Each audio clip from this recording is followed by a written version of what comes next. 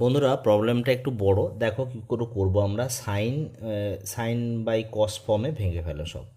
তাহলে sign 3a by হচ্ছে কস 3a হচ্ছে, আর এটাকে ভাঙলে এটা দেখো উল্টে যাবে না, তাহলে এটা হবে কসে বাই হচ্ছে সাইনে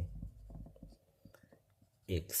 এবার দেখো সাইন 3 থিটার ফর্মুলা কি হয়, 3 sine a -4 sine cube a into হচ্ছে কসে বাই হচ্ছে এটা হচ্ছে 4 cos³ a -3 cos a হয় সাইন 3 থিটার ফর্মুলা। এই থিটা এখানে এ আছে, তাহলে সমস্যার কথা নয়।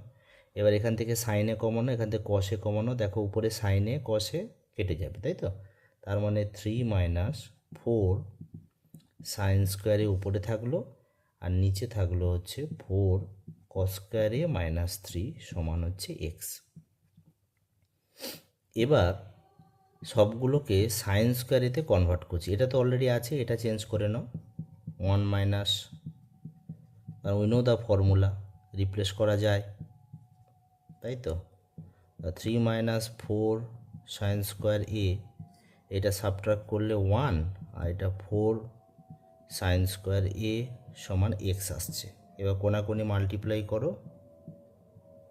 সাইন স্কোয়ার এ সমান 3 - 4 সাইন স্কোয়ার এ।